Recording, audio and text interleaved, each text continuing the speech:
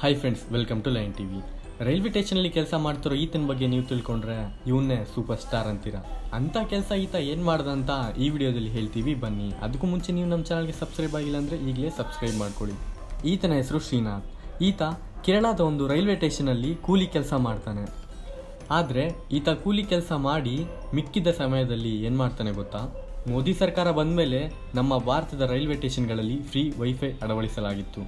ಈತ ಇದನ್ನೇ ಅಡ್ವಾಂಟೇಜ್ ಆಗಿ ತಗೊಂಡು ಒಂದು ಸ್ಮಾರ್ಟ್ಫೋನ್ನ ಖರೀದಿಸ್ತಾನೆ.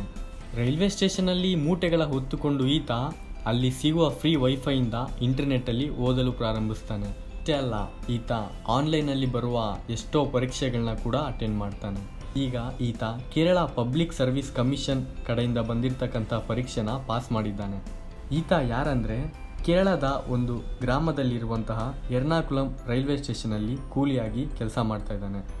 ಈತನಿಗೆ ಓದುವುದಕ್ಕೆ ಹಣ ಇರಲಿಲ್ಲ, ಆದರೆ ಗೌರ್ಮೆಂಟಿಂದ ಸಿಕ್ಕ ಫ್ರೀ ವೈಫೈನ ಯೂಸ್ ಮಾಡಿಕೊಂಡು ಒಳ್ಳೆಯ ಗುರಿಯತ್ತ ಸಾಗುತ್ತಿದ್ದಾನೆ. ಕೇರಳ ಪಬ್ಲಿಕ್ ಸರ್ವಿಸ್ ಕಮಿಷನ್ ಅವರು ಬಿಟ್ಟಿದ್ದಂತಹ ಫ್ರೀ ಫೀಲ್ಡ್ ಎಕ್ಸಾಮಿನೇಷನಲ್ಲಿ ಈತ ಬರೆದು ಪಾಸ್ ಆಗಿದ್ದಾನೆ. ಈತ ಇಷ್ಟರಲ್ಲೇ ಇಂಟರ್ವ್ಯೂ ಅಟೆಂಡ್ ಮಾಡಲಿದ್ದಾನೆ. ಈ ಇಂಟರ್ವ್ಯೂವಲ್ಲಿ ಸೆಲೆಕ್ಟ್ ಆದರೆ ಪ್ರಾರಂಭದಲ್ಲೇ 60,000ಕ್ಕಿಂತ ಹೆಚ್ಚಿನ ಹಣವನ್ನು ಕೊಡಲಿದ್ದಾರೆ. ನೀವೇ ನೋಡಿದ್ರಲ್ಲ ಫ್ರೆಂಡ್ಸ್, ಎಲ್ಲ ಇದ್ರೂ ಈ ಕಾಲದಲ್ಲಿ ಓದಲ್ಲ. ಅವರು ಏನೂ ಇಲ್ಲದೇನೆ ಎಷ್ಟು ಸಾಧನೆ ಮಾಡಿದ್ದಾರೆ. ಇವರ ಸಾಧನೆ ನಿಮಗೂ ಕೂಡ ಇಷ್ಟ ಆದರೆ ಸೂಪರ್ ಅಂತ ಕಮೆಂಟ್ ಮಾಡಿ. ಈಗಲೇ ಈ ವಿಡಿಯೋನ ಲೈಕ್ ಮಾಡಿ ಹಾಗೂ ಎಲ್ಲ ಕಡೆ ಶೇರ್ ಮಾಡಿ. ಇದೇ ರೀತಿಯಾದ ಮತ್ತಷ್ಟು ವಿಡಿಯೋಗಳಿಗಾಗಿ